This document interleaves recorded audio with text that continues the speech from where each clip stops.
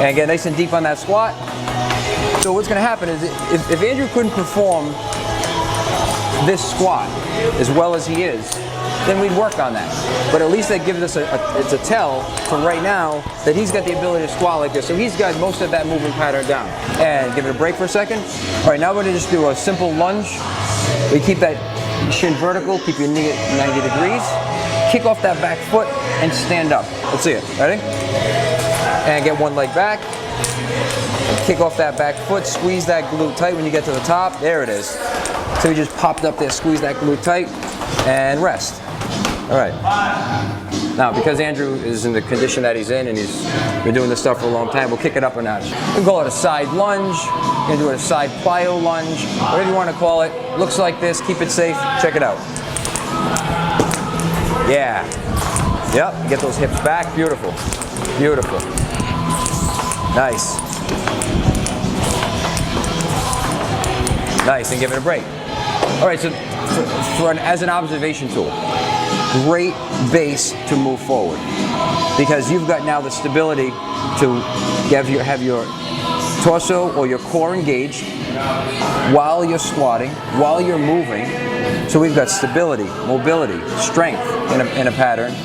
So now we build off that base, right? Like we worked on this weekend. This is what we would do in any typical session. Jumping jacks with this to make sure you have the range of motion for that swing.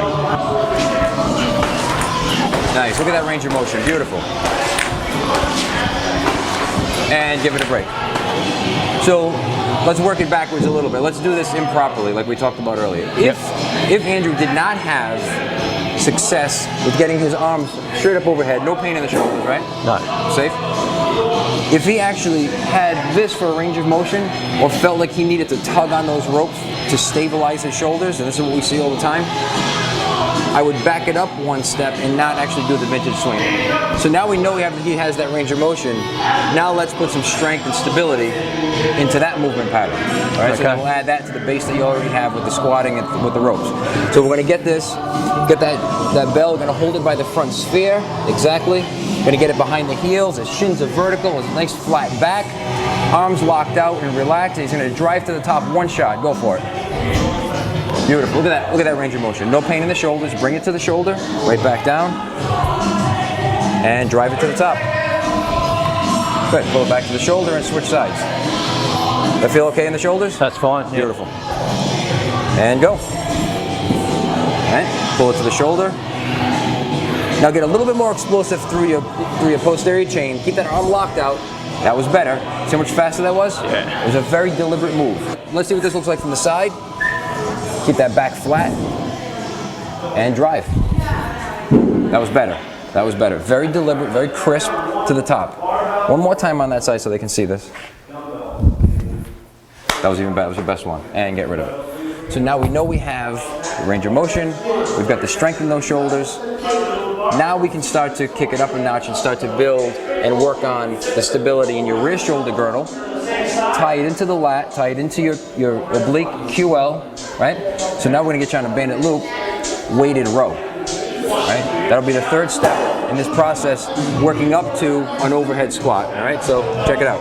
We wanna tie this grip strength to his core strength.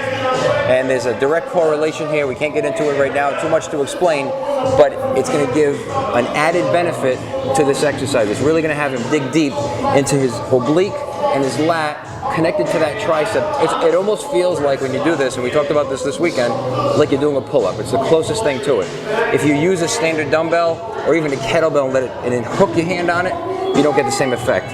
You've got to pinch this, which is true grip, and it gives you a little boost in this exercise, all right? So grab that with the right hand, you're gonna lean way back, and drop that right shoulder, and then just pull into that lat, beautiful. Now I watched this guy work out all weekend. He's a super strong guy, very challenging exercise, no more than 5 reps on this. Keep it safe, and dump it, all right? Now you're gonna get to see the other side, close up where you can actually see how he's really driving that tricep, that shoulder down, packing it, and pulling that tricep right up against his lat, and that's where all the power is coming from. Do you feel your glute squeeze on this when you do it? Absolutely. Full body tension, perfectly safe to build. We've got this, we're using all this beautiful dynamic movement to show stability and range of motion. Now we want the strength in that same plane. Feels really safe too. Feels so natural. You feel secure with that, right? Yeah. Nice job, and get rid of it. Now you do feel, don't you feel your body just...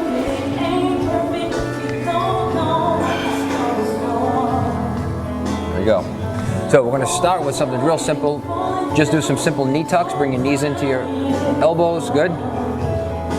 And let's start to do a couple of circles in each direction. Circle around. Stabilize with your core. Beautiful, beautiful. And the other direction. Good. All right. Now let's do a couple of crow. Bring both knees into the elbows. Bend those elbows. Try to touch. Beautiful. And kick it back. Excellent job. And try one more. All right, now let's do some walkouts. Walk out, and the other way, other direction. I know you so badly want to go in the easy direction, we're taking you back the other way. Keep it going, keep it going, keep it going. Now stabilize right there, do a push-up. Real safe, good. Stabilize with the core and keep walking back. Keep walking it back. Let's see if we can get vertical. And you notice as he pushes back, that's pretty close to vertical, my man. Go for it. Drive and walk it safely, walk it forward. Stabilize, catch yourself and fall, and there you go, catch it, catch it. Good save, good save. Keep walking it in, walk it in, walk it in. Walk it in, and rest on your knees. There you go.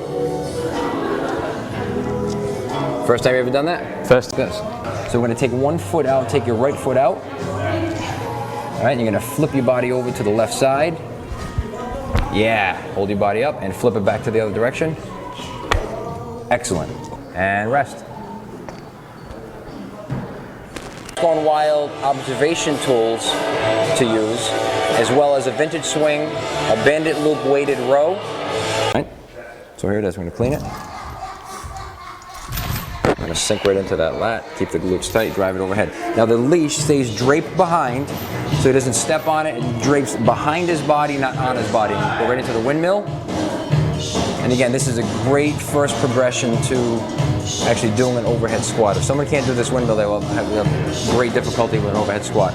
Now let's try the overhead squat. I'm going to pull this leash behind a little bit so we can...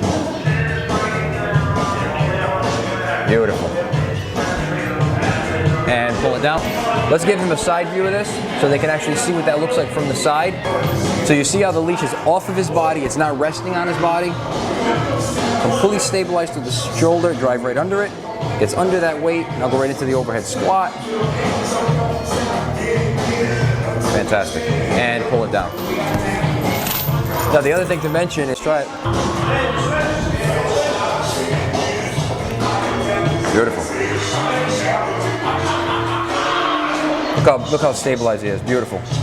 Whole body's loaded and pull it down. Nice job, man.